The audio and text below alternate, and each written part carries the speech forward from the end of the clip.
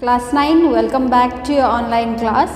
So, in our previous video, we have already discussed about axial skeleton. So, in this video, we will be discussing about appendicular skeleton. Now, your appendicular skeleton consists of limbs and girdles.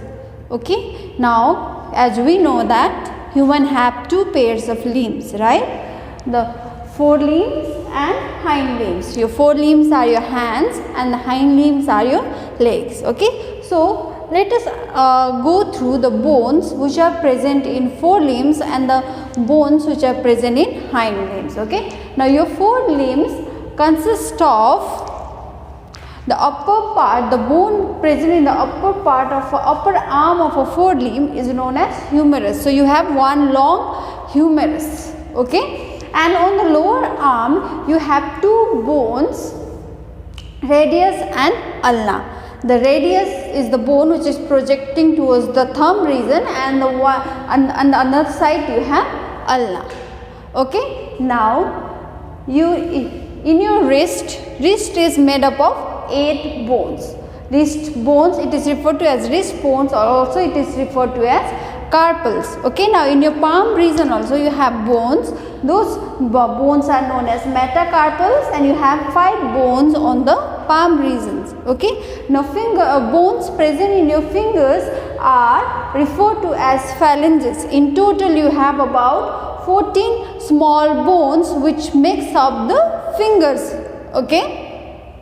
So, that is all about forelimbs. These are the bones which are present. The longest bone is humerus. Then in the lower arm you have 2 bones, radius and ulna. Wrist bones are also referred to as carpals. How many you have? 8. And on the palm region you have 5 bones, and for finger bones are referred to as phalanges, and you have about 14 finger bones, small bones present in making up the finger. Now, coming to the hind limbs, your leg region. Okay. You have on the upper portion you have the longest bone of your body. It's the longest bone of your body also, and it is referred to as, the name of that bone is femur. Okay. Now, lower leg you have 2 bones, tibia and fibula.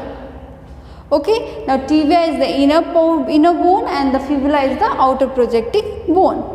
Now, similarly, in your ankles, your ankles is made up of 7 small bones, and those are bones present in your ankle region is referred to as tarsals, and the bones present in your foot region is referred to as metatarsals, and your foot region is made up of 5 long bones. Okay. And similarly, the fingers are made up of are referred to as phalanges, and you have about 14 bones. Okay. So, you just need to go through the names of the bones which are present in your upper forelimbs and your hind limbs. Okay. Now, another part of your appendicular skeleton was girdles. The function of the girdle is to connect your limbs, that is forelimbs and hind limbs, with the main skeletal system. Okay. Now, in your body you have 2 types of girdle, shoulder girdle and hip girdle.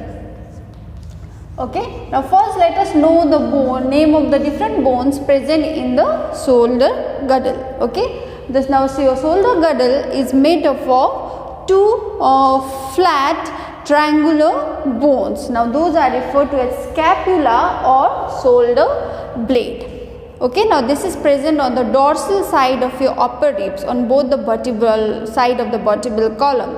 Okay. Now, in this scapular region only you have a cup-shaped depression. Now, that cup-shaped depression is for the attachment of humerus.